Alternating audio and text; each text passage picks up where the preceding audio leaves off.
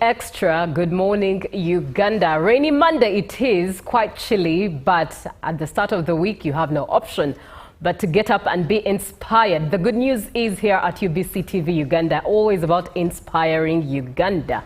Once again, good morning. We come to you live from the Nile Avenue. My name is Julie F. Nantaba for The Extra. And this morning we are looking at promoting local tourism.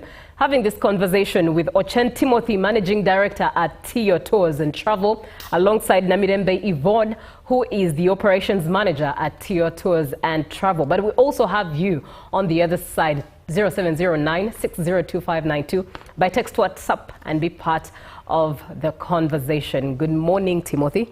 Good morning to you. A pleasure having you this morning. Pleasure being here. Right. Good morning, Yvonne. Good morning to you. How are you? Fine, thank you. A pleasure having you. Having you to here. All right, I'll start with Timothy. In light of the recently concluded event, Back to the Source, and of course the upcoming Poate, just paint a picture. How do you describe the current state of Uganda's tourism landscape? I think we are in a winning trajectory. Lovely. Yeah, I would say that from the time we finished COVID, we have made a lot of headways. If you look at the numbers of people coming through the country, last year I think we hit a record high at the number of arrivals at Entebbe Airport. So I think that the sky's the limit for us. You talked about Poate. Poate's day is beginning on May 21st. So all those are avenues that are supposed to promote destination in Uganda. So I think that you talked about the recent launch over the weekend, the Back to the Source. It's a very good film. Basically, it showcases destination in Uganda. Right. So all these initiatives there are there really to promote destination in Uganda. In terms of tourism, I think we haven't yet been in a better position right now. So I think that all these initiatives are supposed to make our industry better. And yes, they are. And they are indeed, yes, absolutely. Let's focus now on domestic tourism. What untapped opportunities therein lie in domestic tourism? So many. I would say that, for example, when you look at Poate is marketing destination in Uganda. However, I think we have so much in terms of culture, because tourism is quite dynamic. Right. You have people who just come to see the animals, to see the wildlife, but then you see people who come to experience our cultures. So to us, Tio as a company, we thought that the best way of promoting tourism is through culture. And this year we plan to do today a big festival. It's called Roots and Roots Festival. Basically, the festival tries to blend in an element of culture into tourism. We want to showcase the different cultures in Uganda, and then to see what really can, because I think we have about 57 cultures in Uganda. So we want to showcase the different cultures in Uganda to the world there. So to us, we feel that there is still a lot of opportunities in tourism, but through culture. All right. Yes. We are looking at promoting local tourism, and it's where we are shedding more light. Be part of the conversation. 0709-602592 by text, WhatsApp. Once again, allow me make mention of the names of the guests we have, from whom we are learning this morning. Ochen Timothy, Managing Director at Tio Tours and Travel, and Namirembe Yvonne, who is the Operations Manager at Tio Tours and Travel. Now be part of the conversation, 0709-602-592 by text, WhatsApp. Yvonne, yes. Looking at your docket of operation, what do local tourists really usually look for when booking trips?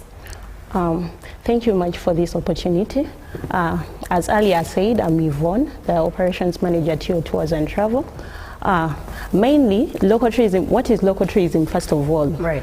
Local tourism, this is where, can I grade it under, it is a, local tourism is a, basically engages the locals. Right. It involves personnel to travel to their in their own country to nearby destinations. That is local tourism. So how does it benefit the locals? First of all, it creates employment opportunities for the locals. That is the first thing. It also helps in developing the infrastructures for the community or the society where tourism is being carried out for the destination. Take an example, we are going to do Roots and Roots Festival. It's going to be in Fort Portal. It is the tourism city near Lake Saka. at Lake Saka Recreational Center. So we are going to be involving locals to come in and participate in the festival. We are going to be creating job opportunities for them. Personally, I'm going to be part of. I'm going to be part of the locals that are going to be participating in the festival. So we are creating opportunities for them who are going to be coming to participate. First of all, of course, when you look at the infrastructures, you're going to see that there are going to be a development of infrastructures, because we are having a big number of turn-ups that are going to be coming in, both the locals and at the same time the people from the diaspora. Yes, and at the same time we look at sustainability. That is where you create memories but just leave the footprints. You're not going to do any harm to the society, whether anything. So we are just going to get the experience and entertainment, and it's going to be linking us back to our heritage. Yes, culture, tourism. Indeed, and that's rather very profound at that. But looking at the time you've dealt with clients, the bookings you've made, what are those common places or destinations you notice that these are the places that tourists, local tourists, are always looking forward to? Yeah, the first reason, the reason as to why we chose Fort Portal, it's the tourism city. Right. There are a number of tourism attractions that are there, and that are going to be attracting people to come in and engage in that do tourism there. We have talk of the ranges, the Rizori Ranges. We have a number of tourist attractions there in Fort Portal. So particularly, to supplement, right? I think that the local tourist, the market is very unique. We have this, what should I call them, party animals. So some could be interested maybe in doing a one-day trip to Jinja, maybe with their family. But then you also find there are those who would want to go to, let me say, to Maction Falls for 2 or 3 days. Then there are those who would want to do some bit of hiking. Right. So I think the market is quite unique. But all in all, I would say that when you look back from the time of COVID, because before COVID, most tour companies used to focus on the foreign tourists. So when COVID came on board, we had to change strategy now. We had to look for people around us and then say that, okay, we need to find a way of surviving with them. Right. But also, it was a challenge because, one, you find that most hotels in different destinations, they were way out of reach for the local population. So you find that we had to talk to the hotels, to other service providers to first calm down the prices a bit. I think by then government through OWA did a good job. They first cut down the entry rates in the different parks. So it was quite affordable by then in the COVID time. So people began enjoying. Someone would come with their friends, they get into their car, they travel to Maction Falls, they travel to Queen. So ideally, some of the things the locals were looking for, well, can they party, can they have an experience? Absolutely. Can they have an opportunity to have accommodation? Absolutely, in some of these beautiful hotels? Yes. Right. Now, Yvonne, from the time you deal with clients day in, day out, I know clients can be funny. Absolutely. We can be problematic and with all different needs, but do share some of the most common complaints you've received from local tourists as you deal with each one of them, uniquely at that. Most of the problems that we handle from local tourists, some of them, they think this is their country. They're not supposed to pay for their services. They're not supposed to pay for their services that are offered at a destination or a tourist destination somewhere. So they think they are nationals of the country. They think they are entitled. They are entitled to receive the services that are offered at a destination at a free, Actually, they think they know the place because how can you? Actually, I can give you an example. You come from which side? Sorry to take, but which part of the country do you come from? Central. Central. All right. Central. Where exactly? You know, Central is very big. Wakiso. Wakiso. Oh, Wakiso. Now for you very near. But you find that I give an example. I come from northern Uganda. So northern Uganda, we have some attractions. They're not yet developed yet. Yeah. We have a place where I think the Kabalega was arrested. It's in a place called Kangai in Dokolo district.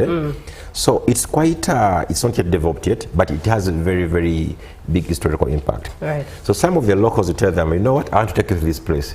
It's like, this is my place. Like, there's nothing to learn. Nothing to see, there's nothing to learn. You talk about Fort Patiko. Fort Patiko is in, I think it's in Pade district. It has a lot of history. Right. Slavery, the slaves used to be, back in the days when it was a time for slavery, they used to come, they pack them there. So you find that most of our people, they feel like they know the country more. So sometimes it's hard to convince them that, okay, pay for this service, you need a tour guide, you need something. They feel like they can do it on their own, yes. So that is a challenge sometimes we face. The entitlement of the locals. Absolutely. What more challenges are you facing with the local tourists, Yvonne? By the way, there is another challenge that involves, there is a language barrier. Take an example, if you go to, I'm also coming from the central.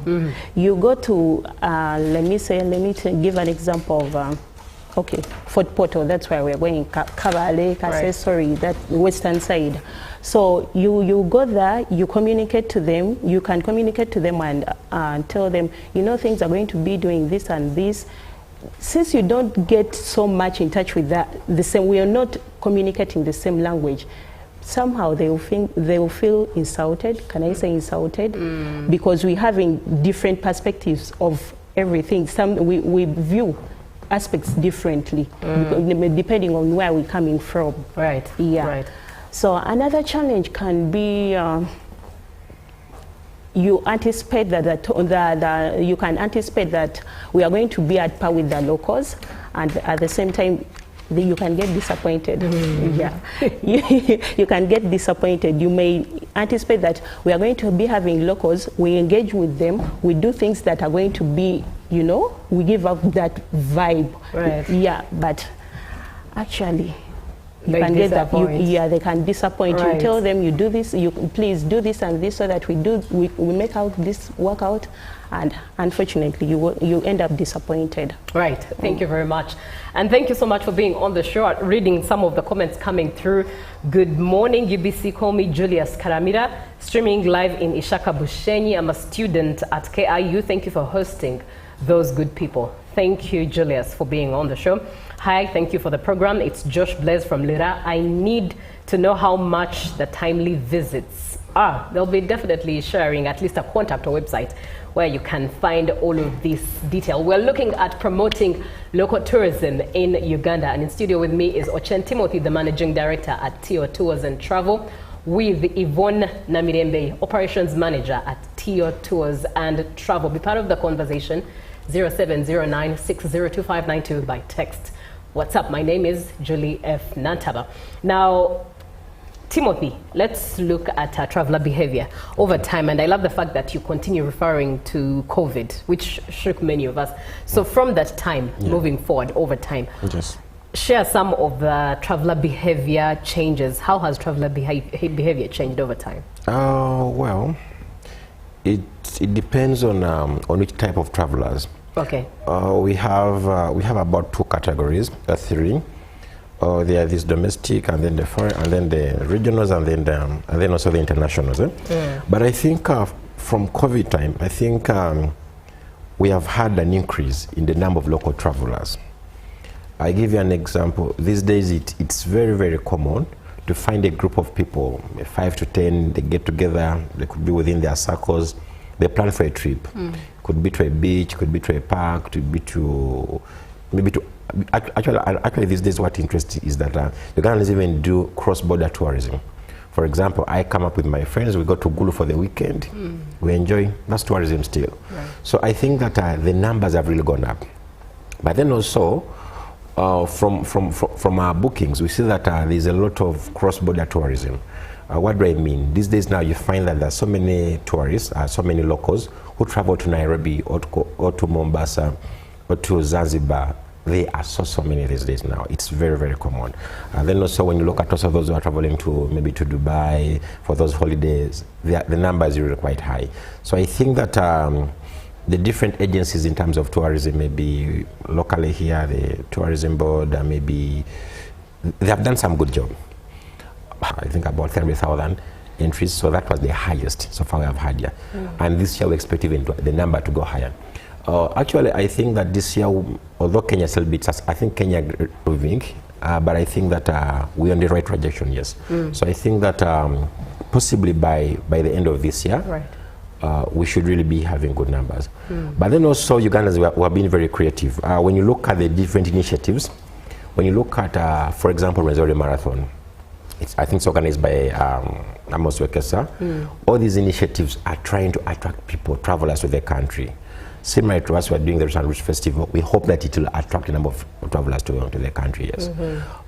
Similarly, when you look at the Safari Rally in Kenya, the travelers are still moving. Actually, Uganda, we have almost about 10,000 people travel to the Safari Rally from Uganda. So that's quite a very, very big number, yes. Right. So the numbers are really improving, yes. And I think it's really, yes, it's good. That's rather profound indeed. Looking at local tourism and how to promote it, Yvonne, how do you design packages that really fit Ugandans and their experience?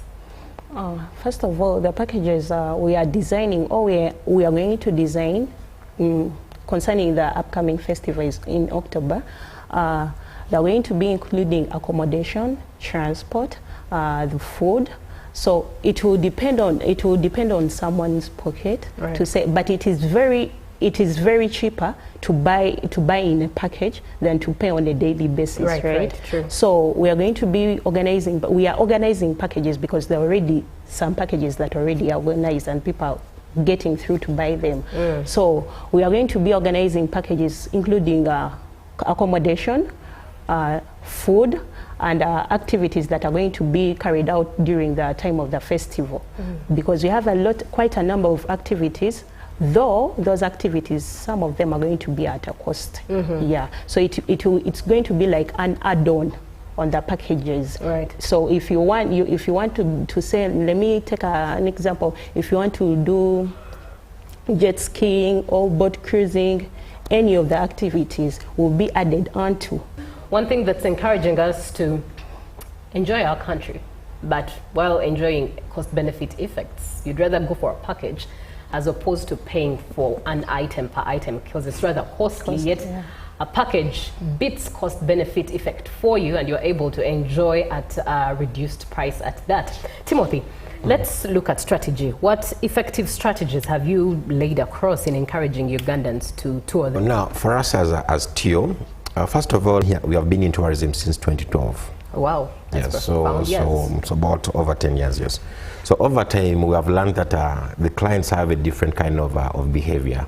We keep on changing. We are all consumers, they're meant to change. So over time, we have noticed that currently the top travelers in Uganda, especially for the domestic tourism, are the Gen Zs. These days, some of us are born of the 90s and 80s, and we feel like we're growing old. So these days, whatever package you need to come up, you need to understand that the immediate consumer is a Gen Z, people born in 2000s. So you need to come up with things that entice them. So what do Gen Zs like? They love to have fun, they love to party, they love, it's called vibe. So you make sure that whatever package you're putting across brings them that vibe. But also you need to understand that they may not really have the ability to afford those expensive packages. So you try to balance the two. Right. So in our planning, we first of all try to understand our clients, their needs. So we customize our packages depending on their needs. But then also we do a lot of different marketing strategies. First of all, as TIO, we are fortunate that we have a branch in Kenya and also in the UK. So we try to merge the different clients, and then we see how can I get a Gen Z from UK to come and visit Uganda. So you need to get a package that talks to them. Right. For example, like what do you pass through to get an impact on this? So we want our young Gen Zs, who some of them have been not so familiar with our culture, to come back and understand our culture, and then see what our forefathers really wanted us to have. So we're designing our packages in a way that the essence of having an impact on them, yes. So these are the kind of strategies we use. We want it to be interesting, intriguing, so that the client can easily book such a package, yes. So how do you maintain maybe the older generation at the end of, as you definitely attract the Gen Zs. Yes. Do you now, does it mean that the millennials or the Gen Xs or the senior citizens that are being left out? Absolutely no. Absolutely no. Just that because I told you that in tourism you have to be creative. Right. So when we look at our festival, we are looking at 3 things. One, we are doing culture, tourism, and music. So in my age, I think I'm also interested because I come from Dokolo. I'm a Langin.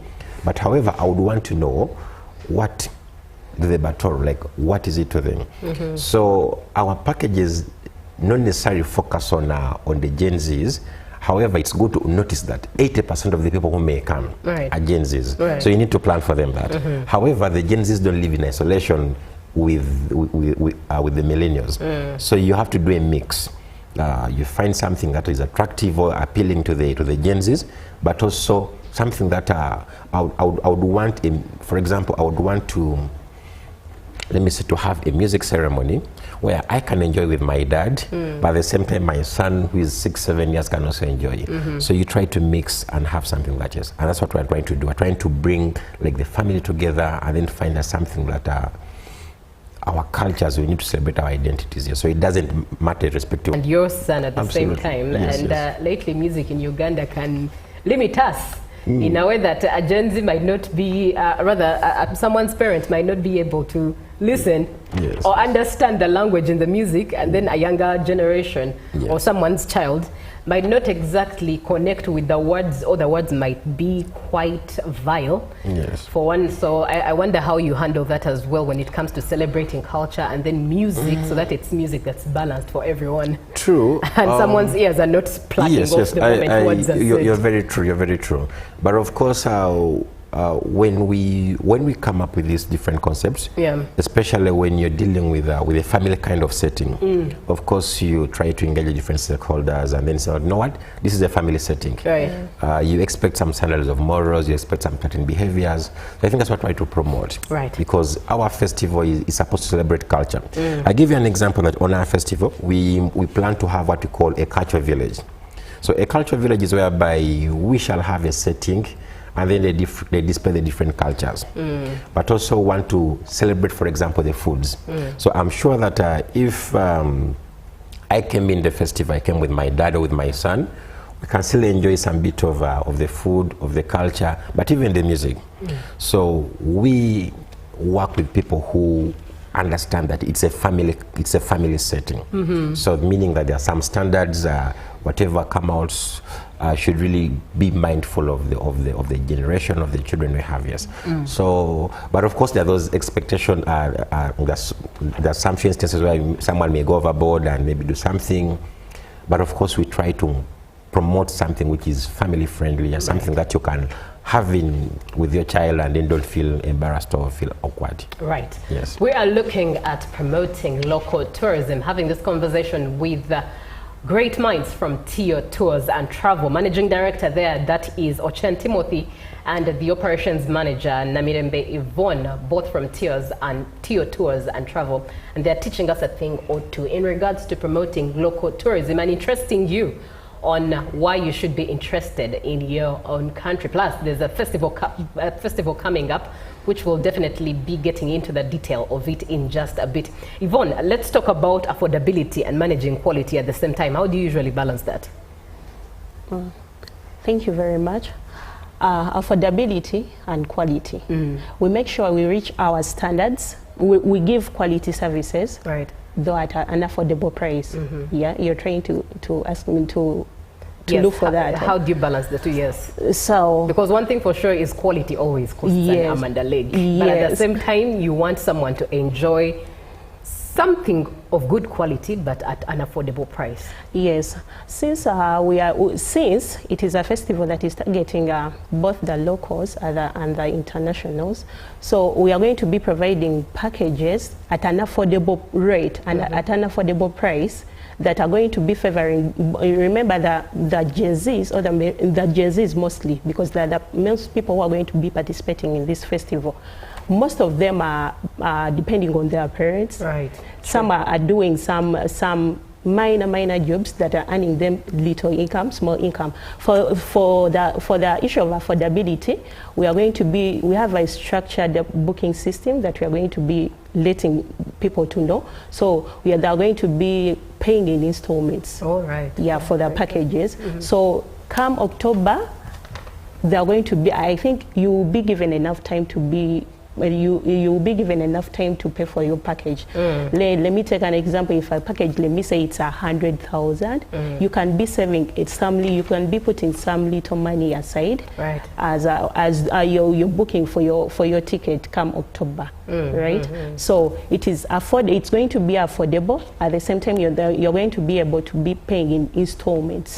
Yeah, so you can save some money, you pay aside, and by the time you pay it, you can know that I'm remaining with the balance of this. Come October, I'll be already getting my ticket. Yeah, that's rather profound indeed. So you might as well start saving now. But before you even start saving, now let's get to know what the festival is about in October. We've been talking about the festival and referring to the festival, but just now paint the detail of it. What is the festival? Why the name of the festival? When is it? Okay. And how are we entering? Yeah, so basically the festival is called Roots and Roots. Now Roots, R-O-U-T-E-S. Roots is basically where we come from. Right.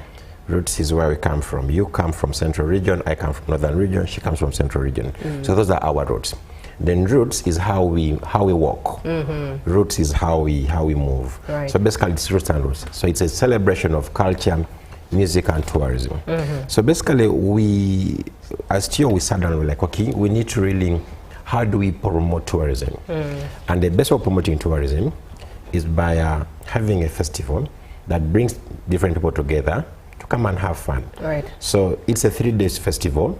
We want to give an experience of culture, tourism and music.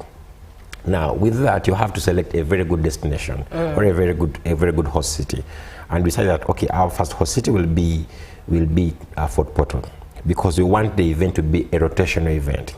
We want, for example, if this year we're having it in Fort Portal, the next year we could have it in, say, maybe Gulu, or say maybe Jinja, in different cities. So the whole essence is we want people to come and have an experience of tourism, culture of that destination which is hosting the event. So basically, we work with the local communities there because they are going to be showcasing their culture. But then also we want a place that has tourist attractions. When you look at Fort Portal City, Semiliki National Park is very nearby, Queen Elizabeth National Park is very nearby, Amavere, the Crater Lakes. So it was a very, very ideal destination for us. So we want to take people to Fort Portal. They get a chance to experience the culture, the tourism and the music. So we thought that keeping people busy for those 3 days, you need a number of activities. Right. So that's where now you'll see the different cultures, the fashion shows, the food festival, then the performances, the performance and so forth. Yes. Yeah. So this is it's a festival that we hope that will really transform the tourism industry in Uganda. We are planning to host about 10,000 plus people in our first year. We are going to be doing a lot of activations in Uganda, in Kenya, in Rwanda, and in the UK. We really want to let people come and enjoy their culture. But also importantly, we have our colleagues in the US that we work with. Now for them, they are what we call the lost Americans. They are those people who are trying to find their identities. They were taken by slaves, I think, some 20 or 30 years old. So these are the African Americans? African Americans, right. Yes. And most of them are looking into the African settings, yes. I would recommend Ghana. Ghana have a policy, I think it's called homecoming policy. So basically to them, if you're a black American or you're a black in maybe Brazil, in a Western country, you're given a chance to come back. The government gives you land and everything. Whether your roots are there or not. It doesn't matter. If you feel like you're black and you want to a different setting, you come back, they give you land and everything. Yes. Right. I feel like this festival gives them a chance to come and really explore Uganda.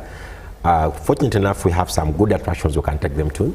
We plan to take them to Fort Partico in Padere, where the slaves by then used to be kept. Basically, it was a collection point for slaves.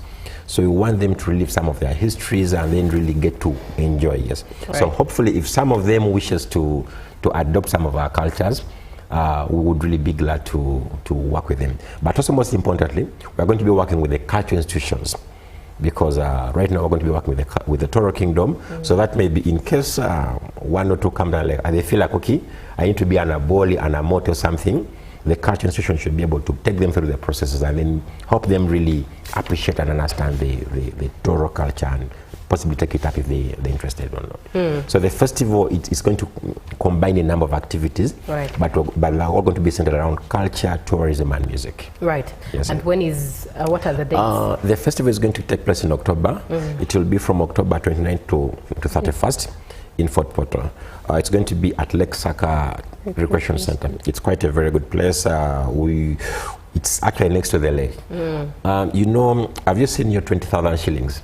You have a 20,000. Now there's a lake on that note. Yeah. So even the place has a lot of significance to our country. Yes. So where the 20,000 note is, it's a very, very good place. Yes. It has about 50 crater lakes in the area. Right. So it's a very good location. Yes. Profound. Yes. Yes. Someone comes through and says, "Hello, I'm Kiza from Arua City.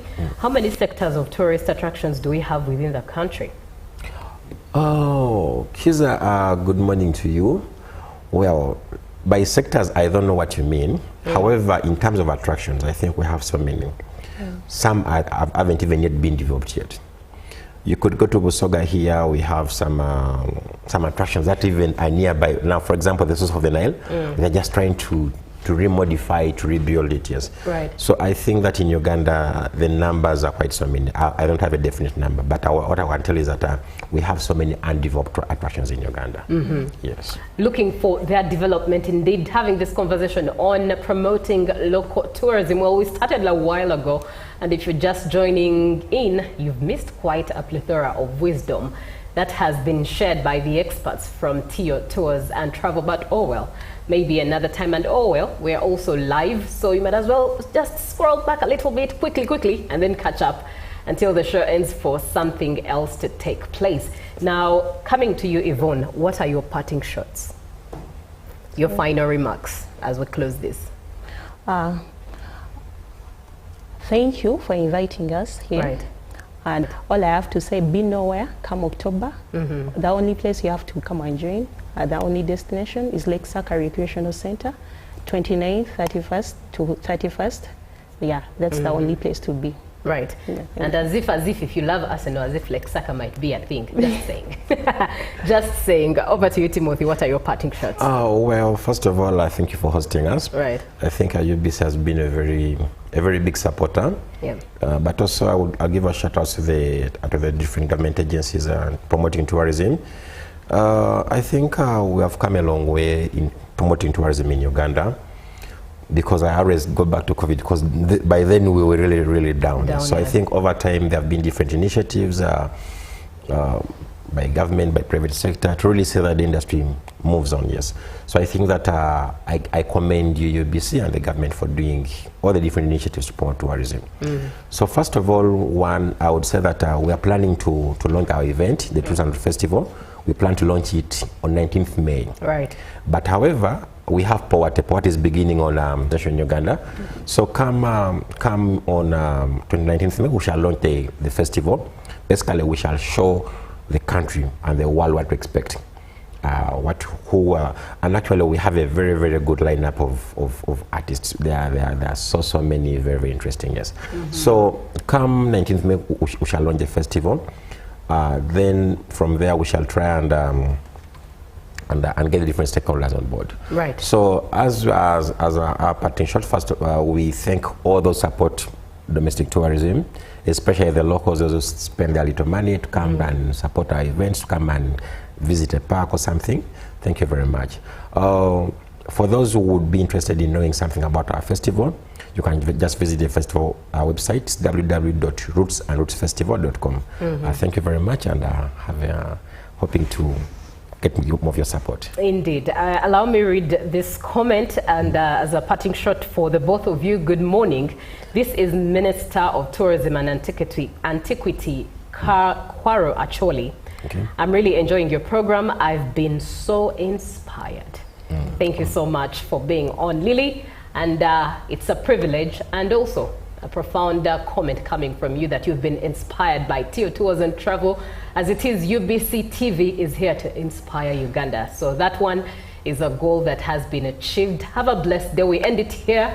And of course, let's do this again tomorrow on Good Morning Uganda. My name is Julie F. Nantava, for God and my country. Good morning. There exists a beacon of trust and reliability. For decades, they've been our voice and our window to the world.